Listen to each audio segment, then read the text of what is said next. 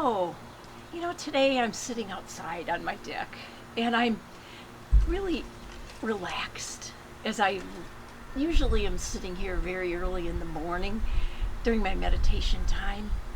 And I'm really putting myself into that place where we sometimes even call it nothingness. And yet I know I am somewhere, even though I'm not always sure where. This week, Dr. Eric and Jillian were posing a thought to all of us as life leaders in this community about illusion versus non-existence. And it's such an interesting topic because ever since, you were old enough to understand what Einstein was telling us about that life is an illusion, you tend to, or I always did in my younger life, say, well, that means that I don't exist. And none of us can wrap our head around the fact that we don't exist. And in reality, I think that we're perceiving it in a way that is making it more complicated. And I want to tell a story today because I think rather than the scientific terms or get into any of that, I'd like you to wonder a little bit for yourself and see if any of these two stories that I'm going to tell help you to view reality in a little bit different way. In other words, what is the illusion and what is it that does not exist?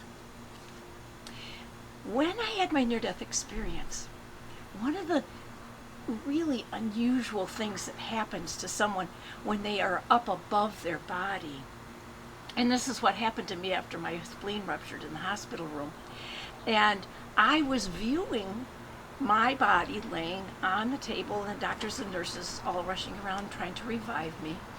And for quite a while, it was like I had a memory of the accident, and I'm thinking, what is going on here? Wow, these people are all so upset.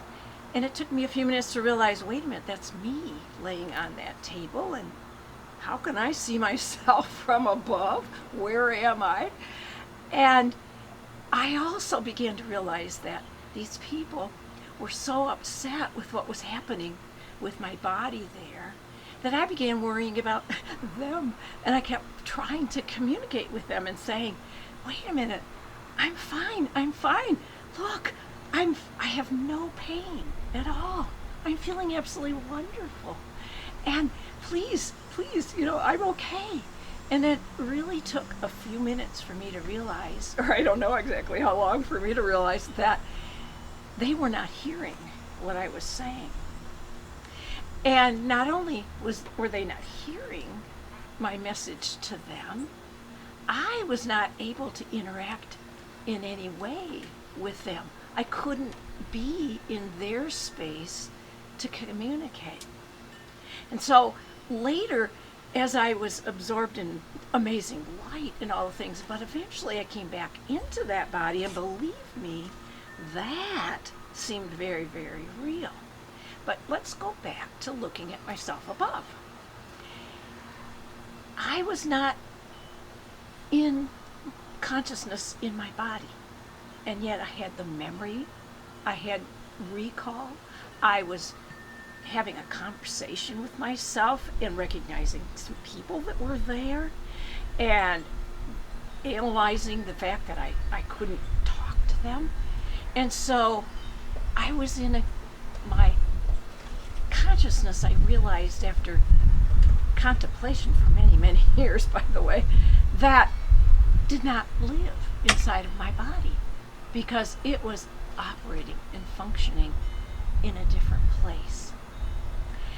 A place that we just can't always put our human mind into that thought. So, which is an illusion?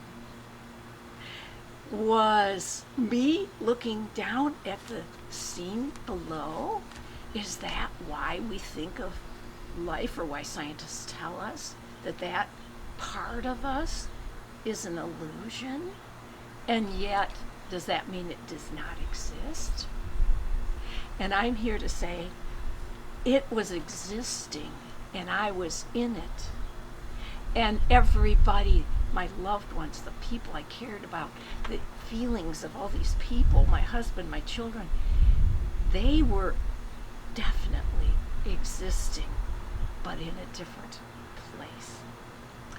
And eventually, when I would come back to that place, that visual memory of the place that I was and what it was like is like a huge picture in my head that just never leaves. It's not like a dream. And for a long time, I wondered about that. Could that have been a dream? But dreams, you have to write down, you have to remember details. And yet we can be in that dream state in some of the similarities that happen in a near-death experience. But here's another thought for you. Science has been debating about near-death experiences and what they really are teaching us. And there are some very important concepts we need to really think through. But there's an advertisement, and I'm just going to shift gears here for a minute. It's going on here in Michigan, and I don't know if it's in the other states or, doubt if it's in Europe. But it's really an insurance ad, which has nothing to do with what I'm going to say. But here's about 8-year-old boy, and he's helping his father launch their boat into some water. And his dad is talking about how this works, that the boat gets in the water. And finally, the little boy says, "Dad, what is torque?" And Dad launches into this big, long scientific explanation of what torque and the energy is. And pretty soon the little boy said, "Dad, why can't I see my eyeballs?" And I just chuckled when I saw that, because I thought, that's kids. That's the innocence, the playing of children who wonder about things like that. And yet, we need to be in that place of wonder too.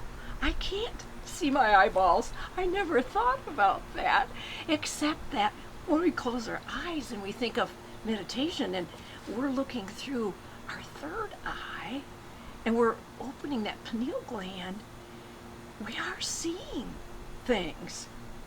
And the reality is that we're like the dad very often here in this environment, because we want the scientific explanation of what that means. What is that?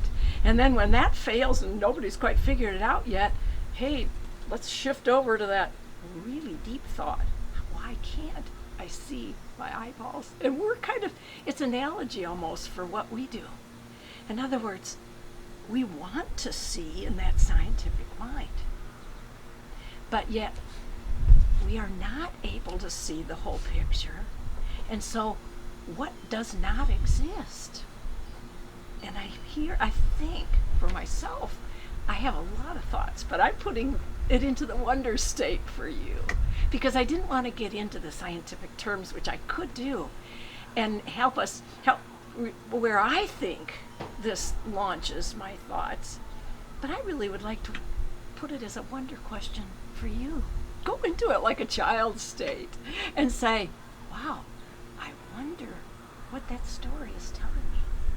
Just like the little boy wondering about why he can't see his eyeballs. And it's just something great for us to ponder. Thanks for pondering with me.